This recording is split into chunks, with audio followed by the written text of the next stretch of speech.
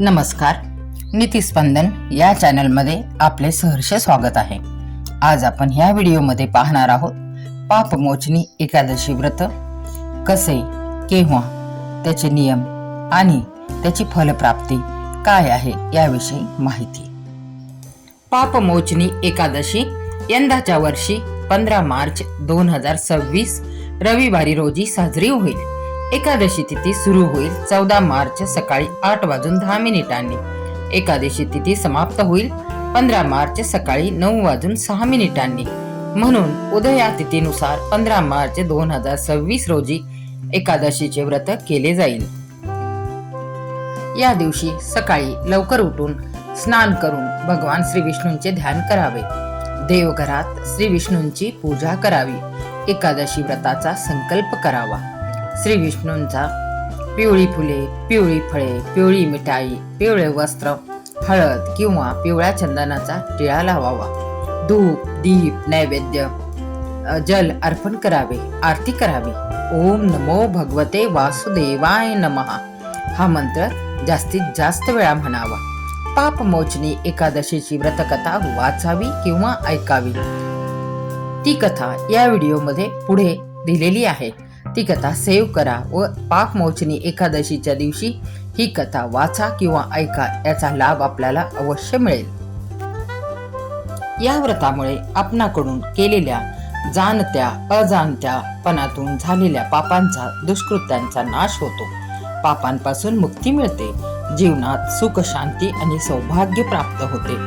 एकादशी व्रताचे पारण 16 मार्च सकाळी 6:30 ते 8:54 दरम्यान करता येईल. पापमोचनी एकादशी व्रतकथा. कधी कधी मनुष्य आयुष्यात नकळत असे पाप करतो ज्याची शिक्षा त्याला आयुष्यभर भोगावी लागते. पण जर देव स्वतःच या पापातून मुक्ती देण्यासाठी काही मार्ग दाखवत असतील तर अशा वेळी आपण त्याचा लाभ अवश्य घ्यावा. ही कथा ऐकावी किंवा वाचावी. आजची कथा आहे एका अशा ऋषींची ज्यांनी तपश्चर्येच्या तेजाने देवांना देखील हरवले होते, पण एका क्षणाच्या मोहाने सर्व गमावले आणि मग पश्चाताप, वेदना, प्रायश्चित्त आणि अखेरीस मोक्ष प्राप्ती. ही कथा आहे पापमोचनी एकादशीची, जी ऐकल्यावर मन सुन्न होते, डोळे पाणावतात आणि आत्मा जागृत होतो. प्राचीन काळात चित्ररथ नावाच्या दिव्यवनात देव, गंधर्व, अप्सरा आणि ऋषी मुक्तपणे वावरत असत. ते वन इतके सुंदर होते की स्वर्गालाही त्याची ईर्ष्या वाटावी. त्या वनात एक महान तपस्वी राहत होते, मेधावी ऋषी. ते लहानपणापासूनच ब्रह्मचर्य आणि ध्यान यातच मग्न होते. त्यांच्या डोळ्यात वैराग्य होते, मनात परमेश्वर आणि शरीरात अग्नीसारखी तपशक्ती. वर्षानुवर्ष त्यांनी डोळे मिटून तप केले. उन्हात पावसात उभे राहून, थंडीत निर्वस्त्र राहून तप केले. देव सुद्धा त्यांच्या तपश्चर्येने चकित झाले. इंद्रदेव म्हणाले, जर हे ऋषी असेच तप करत राहिले तर एक दिवस ते स्वर्गाचे सिंहासन मागतील. देवसभा चिंतेत पडली. इंद्रलोक देवांनी एका अप्सरेला बोलावले. तिचे नाव होते मंजुघोषा. ती अप्सरांमध्ये सर्वात सुंदर, सर्वात मोहक आणि नृत्यात पारंगत होती. तिच्या हास्याने कमळ उमलत असे आणि तिच्या नजरेने हृदय वितळत असे. इंद्रदेव तिला म्हणाले, मंजुघोषा, तुला एक काम करायचे आहे. त्या मेधावी ऋषींचे तपभंग करायचे आहे. त्यांना मोहात पाड. क्षणभर ती थांबली, कारण तिला माहित होते तपस्वींना भंग करणे म्हणजे अग्नीशी खेळणे आहे. पण देवांची आज्ञा टाळणे अशक्य होते. तिने मान डोलावली आणि पृथ्वीकडे निघाली. वनात पोहोचल्यावर मंजुघोषाने एक सुंदर सरोवराजवळ स्थान घेतले. ती मंद स्वरात गाणे म्हणू लागली. तिचा आवाज इतका मधुर होता की पक्षी गप्प झाले. वारा थांबला आणि फुलेही गाणे ऐकू लागली. तो स्वर मेधावी ऋषींच्या कानावर पडला. त्यांनी डोळे उघडले आणि प्रथमच त्यांच्या नजरेसमोर जगातील सर्वात सुंदर रूप आले. क्षणभर ते अस्थिर झाले. त्यांच्या मनात विचार चमकला, ही कोण? मंजुघोषाने हळूच हसून वंदन केले. महर्षी, मी एक साधी गंधर्व कन्या आहे. तुमच्या तपशक्तीचे दर्शन घ्यायला आले आहे. तिचा आवाज मधासारखा गोड, डोळे चंद्रासारखे शांत आणि हसू जणू वसंत ऋतू. मेधावी ऋषींचे मन डळमळू लागले. ती दिवसेंदिवस त्यांच्याजवळ राहू लागली. गाणं, नृत्य, हास्य आणि संवाद हळूहळू तपाचा ज्वालामुखी शांत होऊ लागला. मनुष्य वेळेचे भान हरवतो, परंतु मेधावी ऋषींनी एक दिवस अचानक भान आले. त्यांनी आकाशाकडे पाहिले, झाडांकडे पाहिले आणि स्वतःकडे पाहिले. त्यांना सत्य कळले होते. त्यांच्या डोळ्यातून अश्रू वाहू लागले. ते तपस्येमध्ये 57 वर्षे दूर राहिले होते. त्यांनी मंजू घोषाकडे पाहिले. तू माझे आयुष्य उद्ध्वस्त केलेस, माझे तप ध्येय नष्ट केलेस. त्यांच्या शब्दात वेदना होत्या, राग नव्हता. मंजू घोषा घाबरली, कारण तिला जाणवले हा राग नाही, पश्चातापाचा आक्रोश आहे. ती रडत म्हणाली, महर्षी मला माफ करा. मी देवांच्या आज्ञेने आले होते.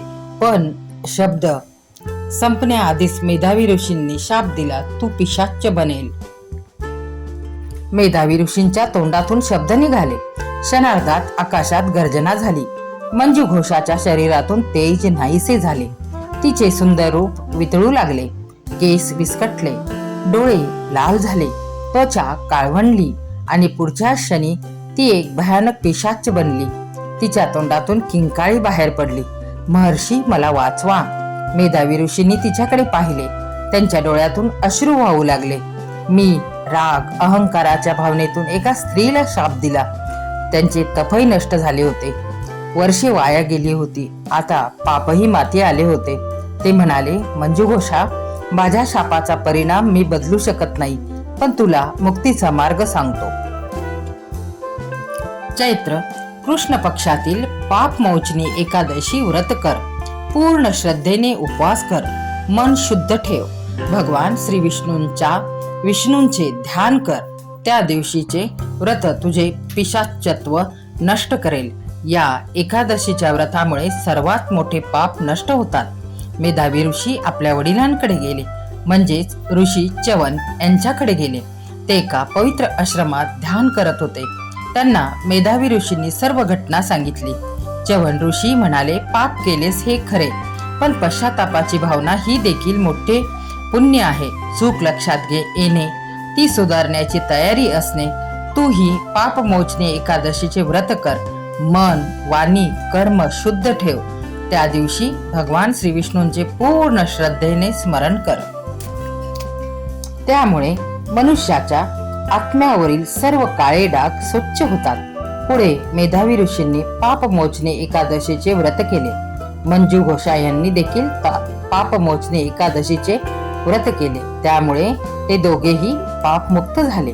भगवान श्री विष्णू म्हणाले, जो मनुष्य श्रद्धेने पापमोचन एकादशीचे व्रत करतो त्याची सर्व पापे नष्ट होतात आणि त्याला मोक्ष प्राप्ती होते.